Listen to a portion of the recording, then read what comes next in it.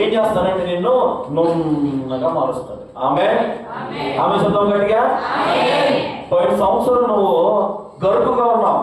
ఎలా ఉన్నావు తెలుసుగా? గరుకుగా వాడబల్ల ఉపయోగం లేదు.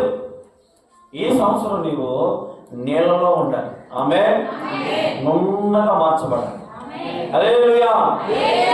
ఒక మాట చెప్పండి, నాకు అన్నీ వచ్చు, నేను అన్నీ చేయగలను, నాకు అన్నీ తెలుసు, నాకేమి చెప్పాల్సిన అవసరం లేదు, నాకెవరు చెప్పాల్సిన అవసరం లేదు, నాకేమి ఒకరి దగ్గర నేర్చుకోవాల్సిన అవసరం లేదంటే నువ్వు ఇంకా దొరికే. ఎలా ఉన్నావు చెప్పాలి. నీలో ఇంకా గరుకుతనం ఉంది. నాని అన్నారు కదా, ఇంకా ఇగో ఏముందంట? ఇగో హట్ అవుతుంది. ఏమో హట్ అవుతుందంట? ఇగో హట్ అవడం వల్ల తర్వాత దోశ ఇచ్చి తర్వాత మాడిపోతుంది. చెప్పండి చెప్పాలి. ఇగో హట్ అవడం వల్ల ఏమైంది? ఏమన్నా చెప్పాలి.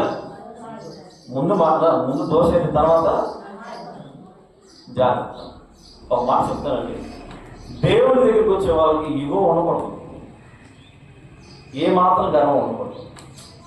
మొదట్లోనే చెప్పాను మీకు, గర్వం ఉంటే దేవుడు నిన్ను తీసుకెళ్ళి పక్కన పెడతాడు. జాగ్రత్త. నిన్నే కాదు నీ కుటుంబాన్ని కూడా పక్కన పెడతాడు. నిన్నే కాదు నీ పిల్లలు కూడా పక్కన పెడతాడు. నిన్నే కాదు నిన్ను దూరంగా పెడతాడు. నువ్వు మందిరంలోనే ఉంటావు కానీ నువ్వు పక్కన పెట్టబడతావు. జాగ్రత్త. ఏమండి, యజమానుని ఇంట్లో ఎన్నో పాత్రలు ఉన్నాయంట. కొన్ని మట్టి పాత్రలు ఉన్నాయి, కొన్ని గాజు పాత్రలు ఉన్నాయి, కొన్ని వెండి పాత్రలు ఉన్నాయి, కొన్ని బంగారు ఉన్నాయి. ఎన్ని పాత్రలను ఉపయోగం ఏంటో తెలుసా? ఏంటిది ఉపయోగం అంటే ఏ పాత్రను దేవుడు వాడుకుంటాడో అది ఉపయోగం. హల్లెలూయా చెప్పాలి. ఏ పాత్ర దేవుడి చేత వాడబడుతుందో ఈ పాత్ర